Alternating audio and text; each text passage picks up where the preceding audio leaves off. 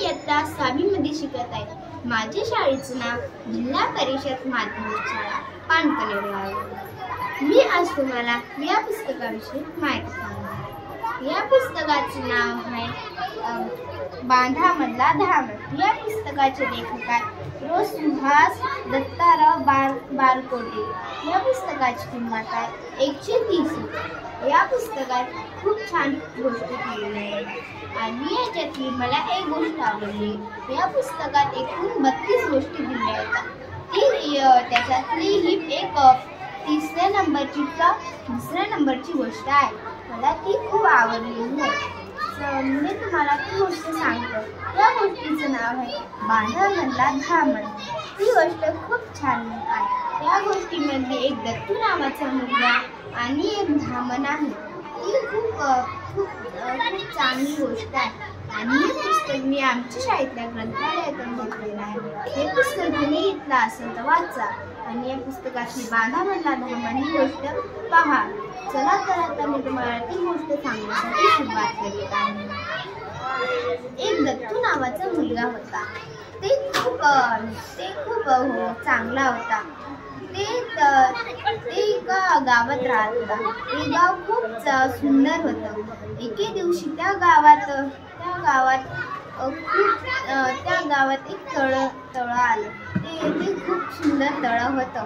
त्या तळाशी एक धामण आली आणि तिथं राहायला लागली. कोणालाच माहित नव्हतं गावात की त्या तळ्यापाशी एक धामण होते. त्याच तळ्याजवळ एक दत्तू नावाच्या मुलाचं घर होतं. दत्तू खूप गरीब आणि खूप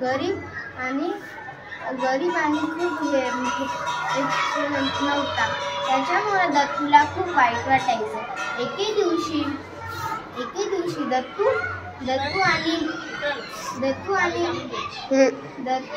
त्या तळ्याजवळ पोहायसाठी गेला. मग नंतर दत्तू त्या तळ्यात पोहला आणि त्याला तिथे एक धामण दिसली. ते खूप जोरात वरडला, धामण. मग नंतर ते तिथून त्या तळ्यातून बाहेर निघाला आणि खूप जोरात वरडायला लागला. आणि मग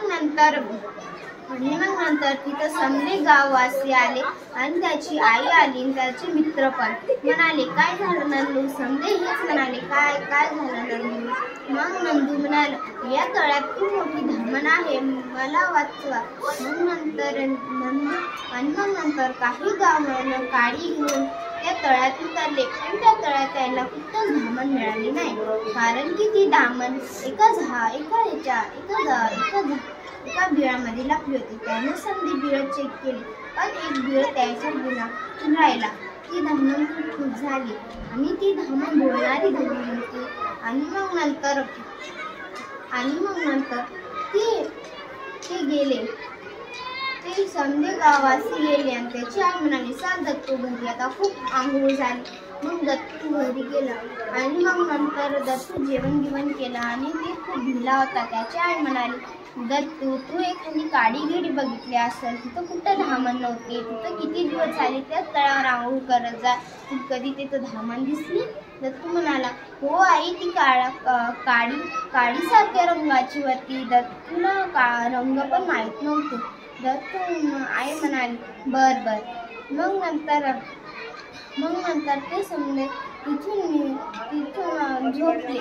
मग नंतर ते समजे झोपले की दत्तू म्हणाला, अरे आपण खरंच काडी बघितली असतं. मग दत्तू झोपून गेला आणि मग उद्या सकाळी ते उठला आणि ते त्याच्या आईला म्हणाले, आई चल, आज मी घरीच आंघोळ करणार. मग नंतर दत्तूची आई म्हणाली, हो बाळा, तू घरीच आंघोळ कर. मग नंतर ते घरीच आंघोळ करायला आणि मग नंतर ते त्याच्या मित्राजवळ गेला खेळायला. खेळायला आणि नंतर त्यांच्या शाळेचा टाइम झाला. ते घरी गेला. मग ते घरी गेला, त्याची बॅगी घेतली आणि शाळेसाठी निघाला. त्याच्या मित्राने समद्याला शाळेत सांगून दिले की दत्तू किती मित्र आहे. मग नंतर त्याचा एक मित्र त्याच्यावर खूप जळत होता. त्याला वाटलं की आता याला त्या तळ्यात खूप भिव वाढव.